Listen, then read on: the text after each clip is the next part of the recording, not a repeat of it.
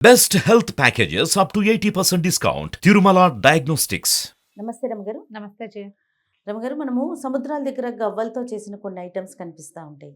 అద్దాలని, దండలని, తర్వాత శంఖాలు కనిపిస్తూ ఉంటాయి. లేదు సరదాకి మనమే ఏరుకుంటూ ఉంటాం. మంచి మంచి సముద్రాల దగ్గర దొరుకుతూ ఉంటాయి.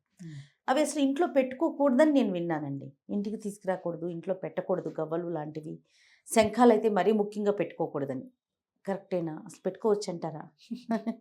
ఎవరి నమ్మకాలు వాళ్ళవి జయ. శంఖంలో పోస్తే కానీ తీర్థం తీర్థం కాదంటారు కాదంటాం. కదా. శంఖాలు లక్ష్మీదేవితో పాటు పుట్టాయి అని చెప్తారు. సముద్రంలో ఉన్న పాలకడల్లో వచ్చినాయి కాబట్టి వచ్చినాయి. చంద్రుడు, లక్ష్మీదేవి క్షీరసాగరంలో వచ్చారు కదా, వాళ్ళతో పాటే ముత్యాలు అవి పుట్టినాయి. దాంతోపాటు ఇక శంఖాలు అవన్నీ కూడా అక్కడ పుట్టినవేనని చెప్తారు. అక్కడే పుట్టాయి. ఇప్పుడు శంఖం ఏదైనా పురుగు గుల్లలు అవన్నీ కూడా లోపల పురుగు ఉంటుంది. అవును. ఆ పురుగు మరణించాక షెల్ ఖాళీ అయిపోయి కొట్టుకొచ్చేస్తుంది. ఇప్పుడు అది ఒక పురుగు తాలూకు ఇల్లు. క్లియర్గా మాట్లాడుకుంటే అంతే. షెల్స్ అంట. షెల్ అంటే అదే కదా. అయితే మనకి మన సాంప్రదాయంలోనే శంఖం ఖచ్చితంగా రెండు విషయాల్లో మనకు చాలా ముఖ్యమైనది. తీర్థం తీసుకోవాలి. శంఖంలో పోస్తే కానీ తీర్థం కాదు. ఎంత తీర్థమైనా దాన్ని శంఖంలో పోస్తే అతి పవిత్రం అవుతుందని. అది ఎందుకు వచ్చిందో చెప్తాను. ఎందుకంటే అందులో కొన్ని ప్రత్యేకమైన శంఖాలు ఉన్నాయి, అందుకని అట్లా చెప్తారు. దాంతోపాటు శంఖనాదం చేయటం.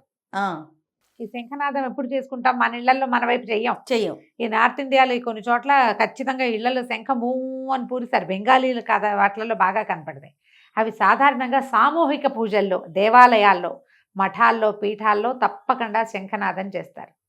శివాలయంలో శంఖనాదం చేయటం, శంఖం పూరించటం భగవంతునికి ఒక సమర్పణ. పూజ జరుగుతోందని చుట్టుపక్కల వాళ్ళకి తెలియటం. యుద్ధాల్లో శంఖం పూరించారు. మనకు తెలుసు విష్ణుమూర్తి యొక్క శంఖం పేరేమిటి? పాంచజన్యం. అవును. బాగుందా? కృష్ణుడు మన అర్జునుడికేమో మన ఆయనకి ఇంకో శంఖం ఉంది, దేవదత్తం కాబోలు. ఇట్లా ప్రతి వాళ్ళ శంఖాలకి పేర్లు వేరే వేరే ఉన్నాయి. విష్ణుమూర్తి యొక్క ఆయుధాలలో, పంచాయుధాలలో శంఖం చాలా ప్రత్యేకమైంది. రెండో ఆయుధమే శంఖ చక్రాలు వరుసగా చెప్తారు. అవునవునండి. పైగా రెండోదే కాదు, అది మొదట చెప్పేదే శంఖం. ఆయన వస్తున్నానని పూరిస్తాడు, వచ్చేస్తున్నానని చెప్పడానికి, అవును, యుద్ధానికి సన్నద్ధం అవుతున్నానని చెప్పడానికి కూడా శంఖమే పూరిస్తారు. అవును. శంఖం అప్పుడు యుద్ధాల్లో మొదలు పెట్టేటప్పుడు శంఖనాదం చేయబడుతుంది, ఆపేసేటప్పుడు శంఖనాదం చేస్తే ఎక్కడ వాళ్ళు అక్కడే, ఇంకెవరిని కొట్టకూడదు. వాడు దొరికినా సరే వదిలేయటమే అంతే. శత్రువు దొరికినా ఇంకా వాడిని చంపకూడదు. చంపితే అధర్మ యుద్ధం అయిపోతుంది. శంఖనాదానికి అంత ప్రత్యేకత ఉంది. మనం ఎన్నెన్ని కథల్లోనూ వింటాం. అవును. ఈ శంఖము విష్ణు స్వరూపమని, లక్ష్మీ స్వరూపమని భావిస్తారు. కుప్పలు తెప్పలుగా శంఖాలు పెట్టుకోక్కర్లేదు. మనం ఇంట్లో తప్పకుండా ఒక శంఖాన్ని ఉంచుకోవచ్చు. దక్షిణావర్త శంఖం అంటారు. అది కుడివైపుకి వంపు తిరిగి ఉన్న శంఖాన్ని దక్షిణావర్తం అంటారు. ఈ తీర్థం వేసే శంఖం వేరు, పూరించే శంఖం వేరు. పూరించేవి ఉంటాయి, ఓకే ఓకే, శబ్దం వస్తుంది అందులో నుంచి. ఓకే. ఈ దక్షిణావృత్తంలో నుంచి శబ్దం వస్తుందని నేను అనుకోను. ఆ దక్షిణావృతాన్ని చెవి దగ్గర పెట్టుకుంటే సముద్రపు ఘోష వస్తుంది లోపల నుంచి. అంటే లోపల ఇట్లా మెలిదిరిగి ఉంటుంది, గాలి లోపలికి వెళ్ళి బయటకు వస్తుంది. వచ్చినప్పుడు అట్లా ఆ మెలికల్లో పడి సముద్ర ఘోషలాగా వినపడుతుంది. ప్రత్యేకమైన శంఖం. ఆ శంఖం చెవిలో పెట్టుకుని విని ఆ శబ్దం వస్తుందంటేనే కొనుక్కుంటారు. ఈ దక్షిణావర్త శంఖాన్ని పూజల్లో పెట్టుకుంటారు. పూజా మందిరంలో పెట్టుకోవటం కాకుండా దాన్ని చక్కగా శుభ్రంగా గుడ్డతో తుడిచి తెల్లటి బట్టలో లేదా ఎర్రటి వస్త్రంలో చుట్టి పెట్టుకుంటారు. అభిషేకం చేసేటప్పుడు ఆ తీర్థాన్ని శంఖంతో సమర్పిస్తారు. ఆ తీర్థాన్ని శంఖంతో ఇస్తారు మనకి. కొన్ని పీఠాలలో కనపడుతుంది శంఖంలో ఉన్న తీర్థాన్ని వేయటం. ఆ శంఖంతో అభిషేకం చేసే చోట చేసేది కొన్ని చోట్ల కనపడుతుంది, కానీ అది అథెంటిక్ అవునో కాదో పెద్దగా నాకు ఐడియా లేదు దాని మీద. తీర్థం ఇవ్వటమే శంఖంతో కనపడుతుంది. శంఖంలో పోస్తే అతి పవిత్రం అవుతుంది. దాంట్లో ఏ దోషము ఉండదు. అభిషేకం చేసేటప్పుడు చేసే వాళ్ళ మనసులో ఏదైనా వేరే ఆలోచన ఉన్నా కూడా తీర్థజలం శంఖంలోకి మారగానే పవిత్రం అవుతుంది, ఇంకా మరింత అవుతుంది. ఈ శంఖాలని తప్పకుండా కొనుక్కుని అని గుల్లల్ని ఏవో రకం శంఖాలని అందంగా ఉందని తెచ్చి దేవతా మందిరంలో పెట్టుకోవద్దు. అలా పెట్టుకోకూడదు. ఇంట్లో అంటావా, మనమేం పూజ చేయము, ఊరికే అలంకరణ షోపీసులు కాబట్టి పెట్టుకోవచ్చు. గవ్వల పరిస్థితి ఏంటి రమ్మగారు? ఈ గవ్వల ఆటకి వాడుకుంటాం జయ. ఆహా. ఉమ్.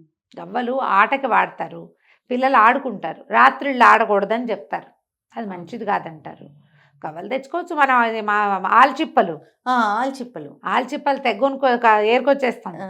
అసలు బీచ్కి వెళ్తే అన్ని ఆల్చిప్పలే. అవునవును, సంచులు సంచులు మోసుకొచ్చేవాళ్ళు పిల్లల చిన్నతనాల్లో బోల్డ్ అన్ని. అవును. మా వాళ్ళు నున్నగా ఉన్న రాళ్ళు కూడా ఏరుకొస్తాం, మా ఇంటి నిండా రాళ్లే, ఇంతవి అంతవి అంతవి. చాలా అద్భుతంగా ఉందిరా, ఇది నీకోసమే తెచ్చానని కూడా ఒకటి ఇస్తుంటాడు మా వాడు. నీకు నీకు నచ్చిందని, సోపుల్లాగా ఉండేవి, సబ్బులాగా కనపడుతుంది. అవన్నీ ఉంటాయి ఇళ్లలో, వాడికి ఏం అయిపోదమ్మా, అంత భయపడక్కర్లా. దానివల్ల అద్భుతం జరిగిపోతుందని భావించకండి. ఏది లేదు, మంచి లేదు, చెడు లేదు, చెడు అదొక లేదు, వస్తువు ఒక అంతేనంటారా? వస్తువు. మనం దేవతా మందిరంలో పెట్టుకోదలిస్తే మీ ఇంట్లో అభిషేకం చేసే అలవాటు ఉంటే, అభిషేకము ఒక మడి పద్ధతి, ఒక తీరు ఏర్పాటుగా ఉంటే, అప్పుడు శంఖంతో కూడా మీరు ఏదైనా అలాంటి క్రియల్లో పెట్టుకోవచ్చు శంఖాన్ని కూడా. ఓకే. పూజలో శంఖాన్నే పెట్టుకుంటే ఏదైనా వస్తుందని నేను అనుకోను. ఇదివరకు అటు ఇళ్లలో అలా ఏం కనపడేవి కాదు, పెద్దవాళ్ళ ఇళ్లలో ఎక్కడ అంటే ఇలా పూజలు అవి చేసే ఇళ్లలో కూడా చాలా కొద్ది మంది దగ్గర శంఖాలు ఉండేవి. దక్షిణావర్తమే మంచిది. మీరు వాడతారా రమ్మగారు? మా ఇంట్లో కూడా ఒక దక్షిణావర్తం ఉంది. మాకు కూడా ఎవరో తెచ్చిచ్చారు, మా మరిది గారు తెప్పించారేమో మరి. ఒక బాక్స్లో ఉంటుంది, శుభ్రమైన బాక్సు. అది ఎడాపెడా ఏ చేత్తో పడితే ఆ చేత్తో ముట్టుకోము, దాన్ని కింద పెట్టకూడదు, శంఖాన్ని నేల మీద పెట్టకూడదు అని చెప్తారు. చిన్న మన పళ్ళేళ్ళు ఉంటాయి కదా, చిన్న అరివేణం లాంటిది, దాంట్లో పెట్టి పెడతారు. దానికి ఒక గంధం బొట్టు పెట్టి ఒక కుంకుమ బొట్టు పెట్టడము. అభిషేక వ్యవహారం అంతా అయిపోయాక శంఖాన్ని శుభ్రంగా తడి లేకుండా తుడిచేసి మళ్ళీ బాక్సులోకి వెళ్ళి లోపలికి కూర్చుంటుంది. పూజా మందిరంలో పెట్టుకోమని మాత్రం ఎవ్వరు చెప్పరమ్మా. దానికి పూజ కాదు, శంఖానికి పూజ కాదు, శంఖంతో పూజ. మనం ఏదైనా పెద్ద ఉత్సవాలు అవి చేసుకునేటప్పుడు, పెద్ద పెద్ద అభిషేకాలు, సహస్రలింగార్చన చేస్తాము, అట్లనే చేసుకుంటారు, కార్తీకంలో చేస్తాం కదా. అలాంటప్పుడు మనం శంఖనాదం చేయటం కూడా భగవంతునికి అదొక సమర్పణగా చేస్తామన్నమాట. ఓకే. అంత మటుకే మీరు తెచ్చుకోవచ్చు, ఏరుకుని తీసుకొచ్చుకోవచ్చు, ఎక్కడైనా గొలుసులాగా గుచ్చి వేళ్లాడేయచ్చు. గవ్వలతో అద్దాలకి చుట్టూతా చేస్తారు, ఏం కాదు. అవన్నీ ఏమంటారు, ఆర్టికల్స్, ఒక అలంకారంగా అంతే, బ్యూటిఫికేషన్ కోసం చేసేవే.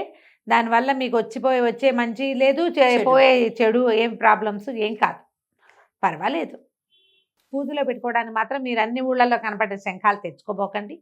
కొంచెం మంచి ప్లేస్ నుంచి అథెంటిక్ షాపుల్లో దక్షిణావర్తం అవునో కాదో శంఖం సంగతి తెలిసిన వాళ్ళు ఎవరితోటైనా చూపించుకుని తెచ్చుకో, అప్పుడు తెచ్చి దేవతార్చనలో పెట్టుకోండి. దానివల్ల ఉపయోగం ఏదైనా ఒక పాజిటివ్ ఎనర్జీ వస్తుంది.